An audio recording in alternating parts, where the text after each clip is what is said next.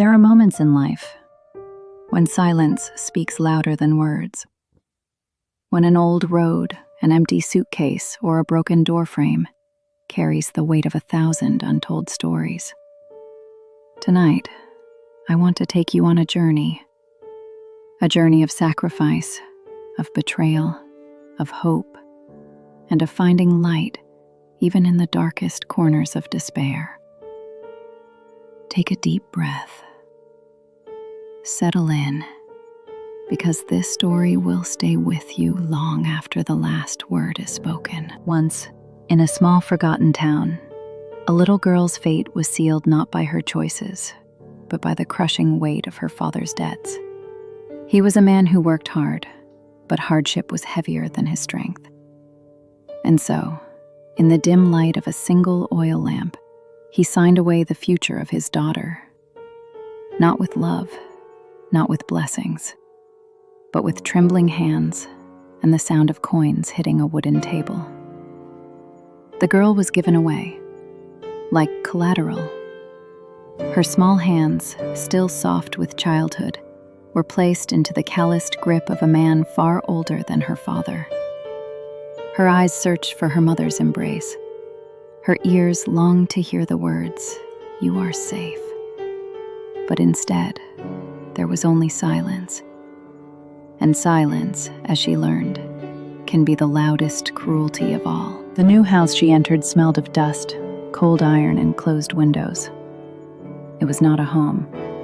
It was a prison painted to look like one. The man she now lived with was strict, calculating, and harsh. Every smile was measured, every mistake punished. The girl, who once laughed at birds and played beneath the sky, now counted the cracks on the walls for comfort.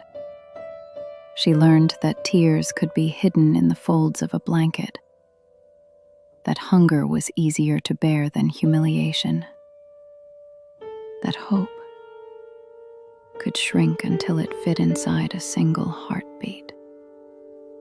But even in chains, a spirit remembers freedom.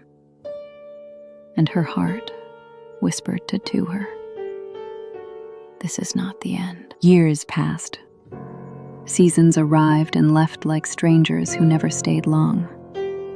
Every winter felt colder, every summer heavier, and yet she endured.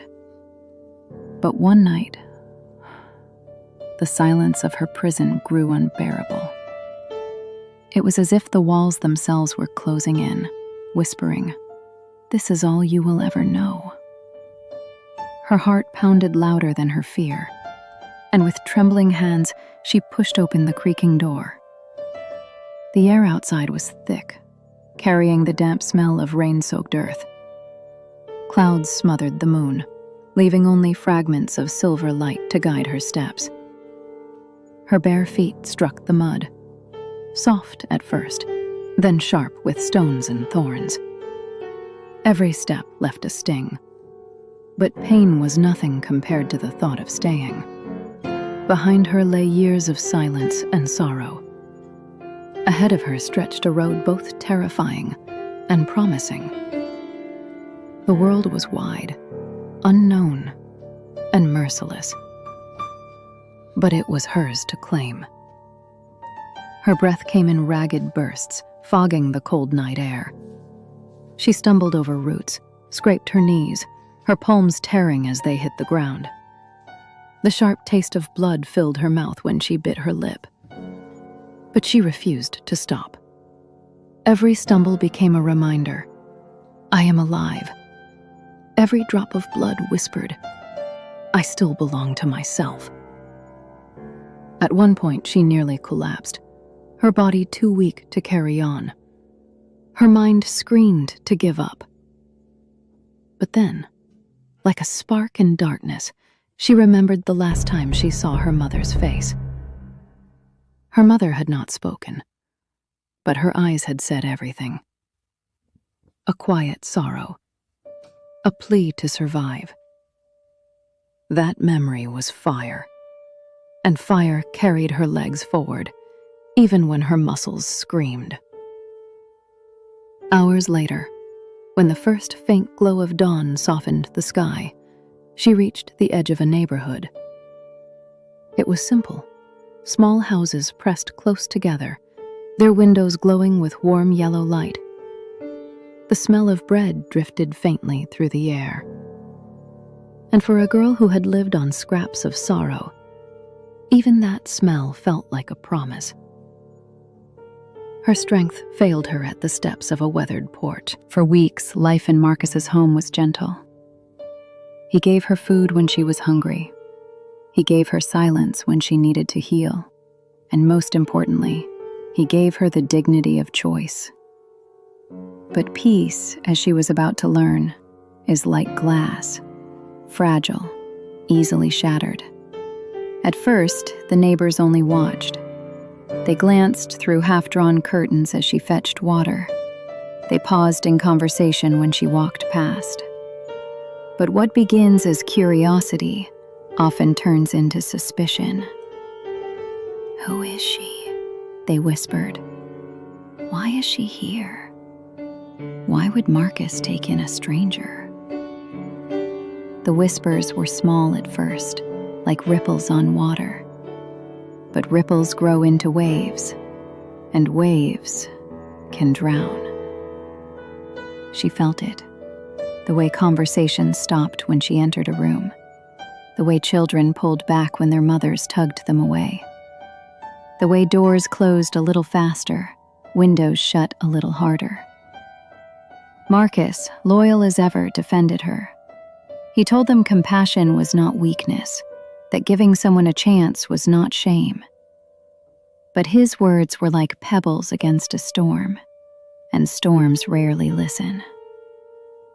One evening, rain drummed against the rooftops, and she heard voices outside. The neighbors had gathered. Their words were sharp, accusing. They claimed Marcus had brought dishonor, that he was hiding secrets, that helping her was dangerous for them all. Marcus stood firm. His voice, usually calm, rose with frustration. But she saw it, the burden in his eyes, the loneliness of a man standing against a crowd. That night, she could not close her eyes. The shadows on the wall seemed to mock her, stretching long and cruel. She realized something painful. Safety is not always stolen by violence. Sometimes it is eroded by whispers. In the days that followed, the kindness of neighbors turned to coldness. Doors that once opened to her now shut before she could knock. People who once greeted her now looked away. And so betrayal returned, not as chains this time, not as an iron gate, but as isolation, sharp, but the story does not end with shadows, because shadows only exist when there is light nearby. In the quiet corners of her wandering, she met Andrew. Andrew was different. He did not see her as a burden. He did not see her as broken. He saw her as human. And for a girl who had spent years being treated like an object, this was love in its purest form. Together, they built a fragile, hopeful life.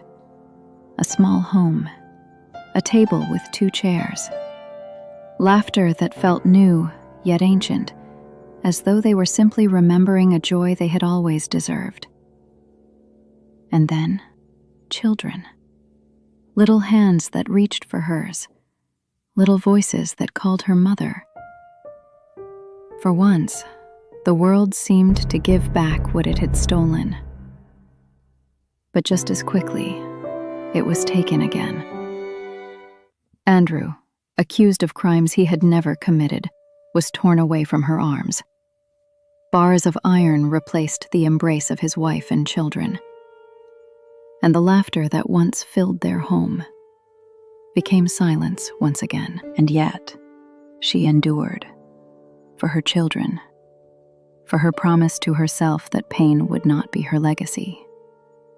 She worked when her body ached, She smiled when her heart wanted to break. And when her children asked, "When will Papa come home?" she answered not with despair, but with faith. Years dragged on, but time, though cruel, can also be merciful.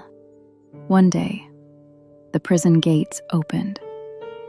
Andrew stepped out, weary, weathered, but free. The reunion was not marked with fireworks or celebration. It was marked with something far more powerful. Tears that cleansed years of suffering, arms that held tighter than ever before, and the whisper of a woman who had carried the world on her shoulders, saying softly, "We are home again." This story is not just about one woman. It is about every heart that has been abandoned but still beats, every soul that has been betrayed but still trusts, every voice that has been silenced but still sings. Life will break us, but in those broken pieces, there is a beauty only survivors can understand. If this story touched your heart, if you felt even a fragment of her pain, her courage, her hope, then we invite you to walk with us on more journeys like this. This is where we say goodbye to our listeners.